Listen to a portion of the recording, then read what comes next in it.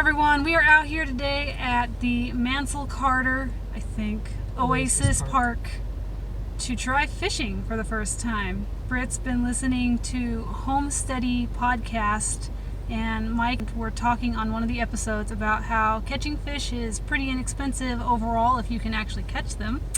And Grandma has a bunch of really old fishing gear at home, so we're gonna come out here and try fishing for the first time and see how amazingly well we do. So come along and see what happens.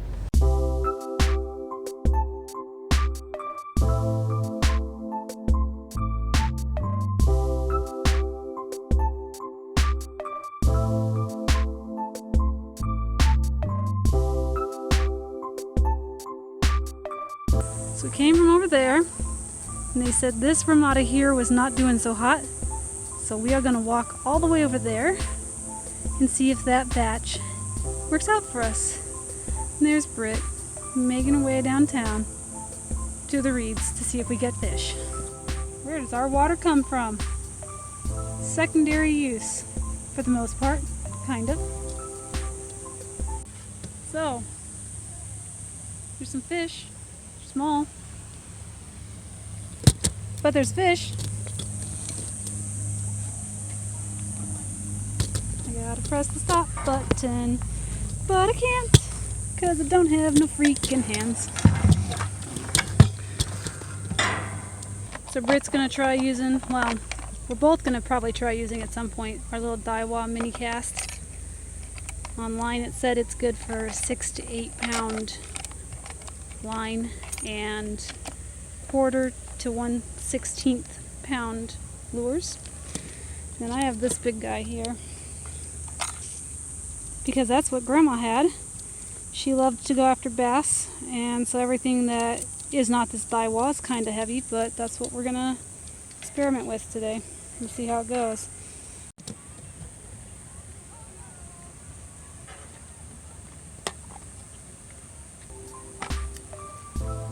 And I got this guy.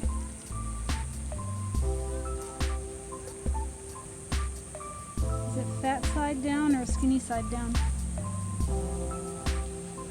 Maybe. Tell me, internet. Is that a weight?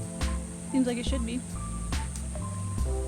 And for bait today, we have some of this stuff that Grandma had, which some people say power bait is not great. In fact, one of the 3 videos we watched said power bait was not great. Just like everything else on YouTube, I watched it a few times and I feel overqualified to do it. We watched 3 YouTube videos, and now we're going to try and do something. Tempted, but not. My camera's like, nope. So I guess we'll see what happens. So we saw some trout just showed up down there. I'm not going to go near the water because I don't want to scare them off, but we're going to go after those first. Britt's using power bait and a bobber. And failed because it doesn't want to, Because it's not performing how we want to. Use mine. We got sausage on mine.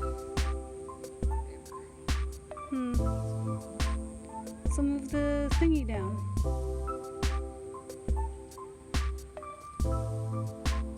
I didn't know how much line I was going to need with how many knots I was going to have to make. It's okay. That's what I mean. I always get mixed up with that stuff. So flip it, hold it with your hand, and let go when you want to chuck it. So it's like throwing a baseball. Keep going. You're going to have little boys. So we didn't film anything beyond that point because it's too hot. My phone is still super duper hot even now. So wasn't a whole lot going on. It took us like 45 minutes just to get the gear to work. The Daiwa was being a complete bastard. We had to unwind it and rewind it because the line was all knotted underneath. And we had to do a lot of finagling just to get the damn thing to get in the water when you cast it out. The pond had very little in it. There was a small flock of trout and they were like, screw you. And it was pretty much just bluegills trying to scam your sausage bait.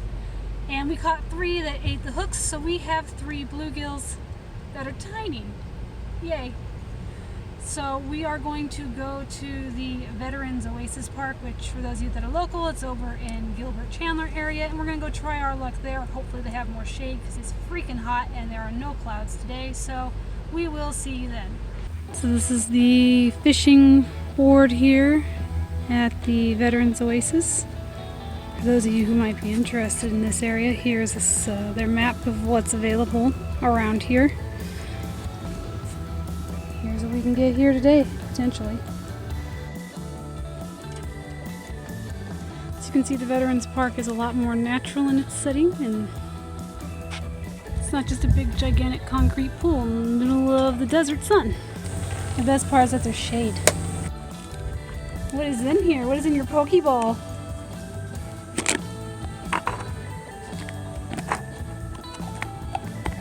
Sausage. Is that how you're gonna catch them all? Toads. See, I got my hook.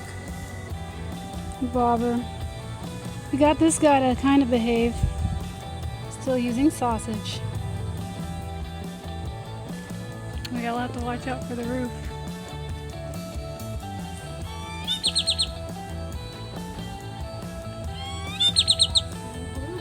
We have a grackle over here, and it wants us to leave.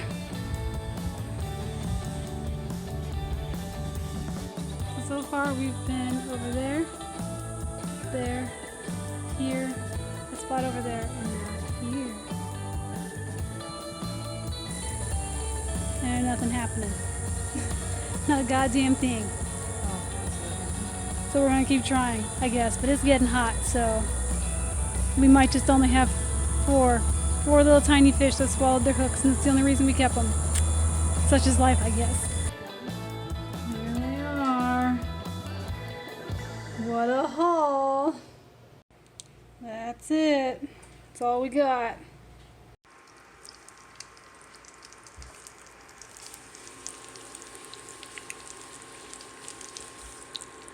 Like 4 little chicken nuggets.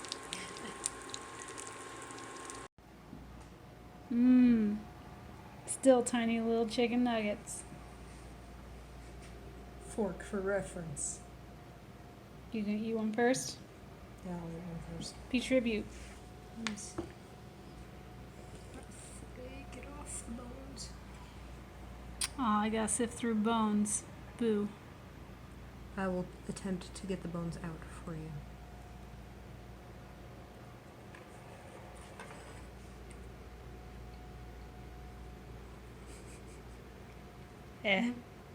It's fish. Pretty much. Not bad fish. Kitten wants out. You can see the shadows on the door. Let us out. What? What? Oh no. Which one is it? I don't know. I can't tell from here. I thought you knew your baby's cries. I don't. They sound very similar. Pretty sure this should be pretty clean for you. Okay.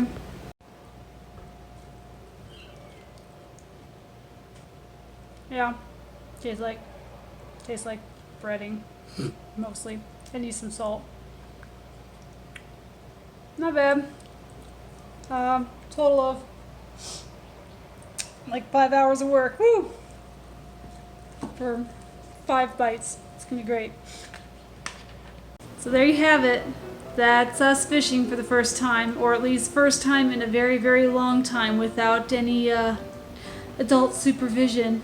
I can say that we definitely learned quite a few things. I'm way more comfortable with the gear than I was before, so even though we didn't get anything of any real size this time, I definitely think I will try it in a couple other places, especially like the idea of fishing with hiking. One thing I definitely realized after we got back from fishing is that we should have checked the Arizona Game and Fish site to see when our ponds were stocked last. Nobody was having any luck out at Mansell today, and I think that's because it doesn't look like they've stocked any ponds in the month of August. So they are going to put more catfish in next month, so maybe next month you'll see another video where we actually attempt to catch some catfish after we watch maybe 3 more videos on how to do that. So we'll be totally prepared. In many aspects, I thought it was real.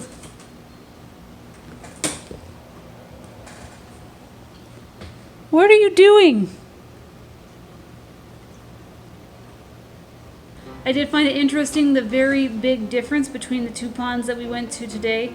In a lot of respects, I felt like the first pond was very, very sterile and concrete, whereas the second pond definitely took more into consideration about natural settings for birds and fish as well. But turns out, after looking at the Fish and Game website, that sometimes those natural settings tend to bring a lot of birds and other animals to the pond, but then they get hurt by leftover fishing gear. So as someone that's into permaculture, I get a little bit torn, because in Queen Creek the whole big shtick was don't leave your fishing lines out, make sure you throw your hooks away, and there was lots of little receptacles for those things, whereas there's not as much of that over at the Veterans Park. I personally find the Veterans Park more appealing because it's more aligned with what animals would want and what would be healthy for them to live in. But even we got stuff stuck in the foliage there, and it took a lot of effort to get the stuff unstuck, and there were some cases where we saw bobbers or hooks in foliage and there was no way we could even get those items out. So that's definitely something to consider moving forward when dealing with these kinds of designs and sites of where you have gaming and fishing interacting with wildlife, and what is the best practice in terms of being able to easily clean up an area versus what is best for nature and natural settings for animals. But enough about that. All in all, fishing was great, and we will probably give it a try in the future just to see how it goes. So if you'd like to see more videos on that topic, let us know, and we'll see you next time.